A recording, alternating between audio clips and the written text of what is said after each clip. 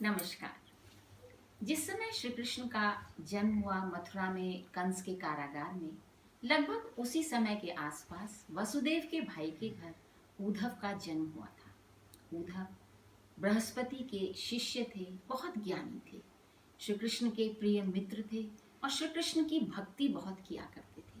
और बाद में वो श्री कृष्ण के सारथी बने। जब श्री कृष्ण अपने अवतार काल में, लगभग अवतार काल उनका संपूर्ण होने ही जा रहा था, उन्होंने एक दिन उद्धव को बुलाकर कहा कि उद्धव, मेरे इस अवतार काल में बहुत से लोगों ने मुझसे वरदान लिए, मैंने उनकी इच्छाएं पूर्ण की, लेकिन तुमने आज तक मुझसे कुछ नहीं मांगा। मैं चाहता हूँ कि तुम भी कुछ मांगो, तुम्हें देकर मुझे बहुत खुशी होगी। इस पर उद्धव ने अपने लिए तो कुछ नहीं मांगा, किंतु बोले, हे माधव, आपके उपदेश और आपकी शिक्षाएं और दूसरी ओर आपका व्यक्तिगत जीवन, कभी कभी मुझे महाभारत काल में इन दोनों बातों में भेद नजर आया। यानी कि आप जो उपदेश और शिक्षा देते थे, वैसा आपका जीवन में मैंने होता हुआ कभी कभी नहीं भी देखा। मेरे मन में इसको लेकर कुछ शंकाएं हैं, कुछ प्रश्न हैं। यदि आपकी आज्ञा हो तो मैं आपसे कुछ प्रश्न पूछ सकता हूँ। इस पर कृष्ण ने कहा कि जो कुरुक्षेत्र के युद्ध क्षेत्र में अर्जुन ने मुझसे पूछा था और उसके जो मैंने उत्तर दिए थे, वो श्रीमद् भगवद गीता के नाम से जाना जाता है। किंतु आज जो भी तुम मुझसे पूछोगे और जो मैं उसके उत्तर दूंगा, वो भविष्य में उद्धव गीता कहलाएगी। पूछो उद्धव, तुम क्या पूछना चाहते हो? सबसे पहले उद्धव ने प्रश्न किया कि माधव, सच्चा मित्र कौन होता है? इस पर कृष्ण बोले, वो जो बिना मांगे मित्र की सहायता करे, वो सच्चा मित्र होता है। उद्धव कहने लगे, तो हे माधव, जिस समय सभा कक्ष में युधिष्ठिर और दुर्योधन के बीच में जुए का खेल हो रहा था, आपने तो युधिष्ठिर की कोई सहायता नहीं करी, ना ही आपने पासों का खेल युधिष्ठिर के पक्ष में रखा। युधिष्ठिर के भाग्य को यदि आप चाहते तो बदल भी सकते थे। युधिष्ठिर जुए में स्वयं को हार गया, सारा धन संपत्ति भी हार गया था, फिर भी आपने युधिष्ठिर की कोई सहायता नहीं करी। छोड़िए, किंतु जब युधिष्ठिर ने अपने चारों भाइयों को एक एक करके दाव पर लगाया और वो हारता गया, तब भी आप सभा कक्ष में नहीं आए। आपने युधिष्ठिर से कुछ नहीं कहा, ना कोई उसकी सहायता की। तो फिर और तो और, जब दुर्योधन ने मीठे वचनों से युधिष्ठिर की बुद्धि पर मतलब युधिष्ठिर की बुद्धि को फेरना चाहा और ये कहा कि यदि कि तुम सभी पांडव बहुत भाग्यशाली हो, यदि तुम द्रौपदी को जुए में दाव पर लगाते हो और आप जीत जाते हो, तो मैं आपका सारा राज्यपाट, आपको सारा धन संपत्ति आपको वापस दे दूंगा। इस पर भी आप बीच में नहीं बोले, जबकि आप तो भूत और वर्तमान और भविष्य सभी के ज्ञाता हैं। और जब द्रौपदी को हार गए युधिष्ठिर, तो किस तरह से दुर्योधन ने अपने भाई दुशासन को आज्ञा दी कि जाओ द्रौपदी को घसीटते हुए सभा कक्ष में लाओ, और ये जो वो किस तरह से उनके बालों को पकड़ता हुआ द्रौपदी को सभा कक्ष में लेकर आया था। अब आप सोचिए, वो जो द्रुपद राजा की पुत्री थी और सभी पांडवों की पत्नी थी, उनका सम्मान क्या बचा? बात यहीं भी नहीं रुकी थी। दुशासन ने तो उनका चीर हरण करके उनको निर्वस्त्र करने का प्रयत्न किया। कृष्ण, आप कैसे कह सकते हैं कि आप उनके प्रिय सखा हैं, प्रिय मित्र हैं, आपात बांधव हैं? मेरे मन में इस बात को लेकर बहुत शंका है। इस पर कृष्ण ने जो उत्तर दिए, वो हम सभी के लिए सोचने और विचार करने की बात है।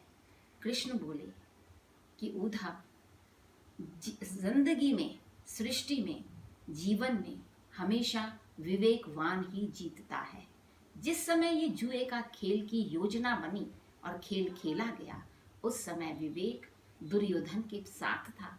दुर्योधन जानता था कि उसके पास धन संपत्ति तो है, लेकिन उसे जुए का खेल खेलना नहीं आता, इसलिए उसने अपनी ओर से अपने मामा शकुनी को का उपयोग किया। उसकी ओर से शकुनी ने पासे फेंके।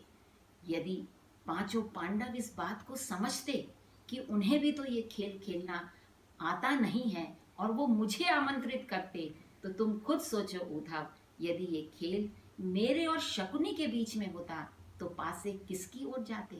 कौन जीतता इस खेल में? चलिए, मुझे निमंत्रित नहीं किया। मैं मानता हूँ कि शायद वो अपने दुर्भाग्य का खेल मुझसे छुपकर खेलना चाहती हूँ। उन्होंने मुझे अपने अविवेक से अपनी प्रार्थना में बांध दिया। युधिष्ठिर ने मुझसे कहा कि हे माधव, आज आप सभा कक्ष में मत आइएगा जब तक हम आपको आमंत्रित ना करें। प्रिय उद्धव, मैं सभा कक्ष के बाहर खड़ा सोचता रहा कि शायद इन पांचों पांडवों में से कोई मुझे बुलाने आएगा। न युधिष्ठिर आए, न नकुल, सहदेव, भीम और अर्जुन, सभी मुझे भूल गए। केवल वो अपने भाग्य को कोसते रहे और हारते रहे। अब आप बताओ, द्रौपदी तक ने पहले तो उसने अपने प्रयास से अपने शील की रक्षा करने का पूरा प्रयत्न किया, किंतु जब उसने देखा कि अब निर्वस्त्र करने का समय आ गया है और अब मैं अपना शील नहीं बचा पाऊंगी, उस समय उसने मुझे पुकारा, कहा, हे माधव, अभ्यम माधव, हे कृष्णा। तो बताओ, मैं अविलंब वहां पहुंच गया। उस समय मुझे उसके शील को बचाने का अवसर मिला। मैंने तुरंत वहां पहुंचकर उसका चीर इतना बढ़ा दिया कि दुशासन खींचता खींचता थक गया, किंतु वो उसका चीर खींच नहीं पाया।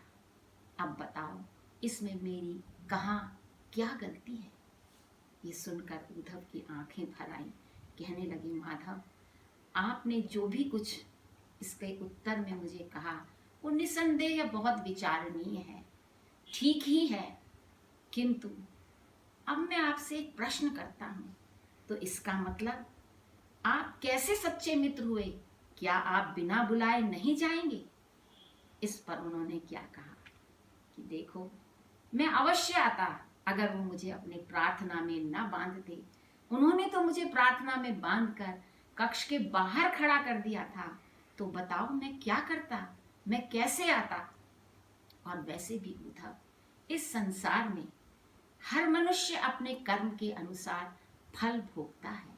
मैं ईश्वर का धर्म निभाता हूँ, मात्र साक्षी बनकर उनका हर कृत्य मैं देखता हूँ। उद्धव ने कहा, माधव, तो हम गलत काम करते रहेंगे, पाप पर पाप करते रहेंगे, आप मात्र साक्षी बनकर हमारे उन कुकृत्यों को देखते रहेंगे, हमारी गलतियों को देखते रहेंगे, हमें रोकेंगे नहीं? ये क्या मित्रता हुई?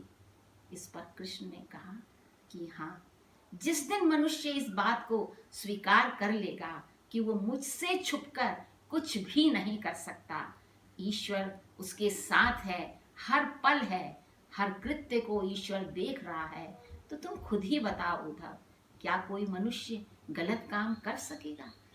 वो गलत तो तभी करता है जब वो ये सोचता है कि मैं सबसे छुपकर कर रहा हूँ, मुझे इस समय कोई नहीं देख रहा। ये सुनकर उद्धव शांत हो गए और उन्होंने कृष्ण से कहा कि हे कृष्ण, आपने इतने बड़े गहन सत्य को कितनी सहजता से हमें समझाया। वास्तव में सच्चाई यही है कि हम मात्र पूजा पाठ करके, भगवान की आरती करके, उन्हें प्रसन्न करके अपने सुख और लाभ के लिए हम ऐसा करते रहते हैं। किंतु यदि हम इस सत्य को स्वीकार कर लेंगे कि ईश्वर प्रति पल हमारे हर कार्य को देख रहा है, इस सत्य को हृदय में बिठा लेंगे, तब हम कोई गलत काम नहीं कर पाएंगे। तो मित्रों, इस संवाद से 3 बातें हमें हमेशा याद रखनी होगी। पहला तो ये कि संसार में विवेकवान ही जीतता है। हम जो भी कार्य करें उसके लिए उपयुक्त ज्ञान हमारे पास अवश्य होना चाहिए। दूसरा ये कि हम संसार में सुख और दुख किसी दूसरे की वजह से नहीं, अपने ही कर्मों का फल हम भोग रहे होते हैं, इसलिए अपने कर्मों पर हमें ध्यान देना चाहिए। और तीसरी बात ये कि ईश्वर साक्षी बनकर हमारे हर कर्म को देखते हैं। यदि हम इस बात को हृदय में बिठा लेंगे तो संभवतः हम गलत काम करना छोड़ देंगे। आज का ये प्रसंग इतना ही।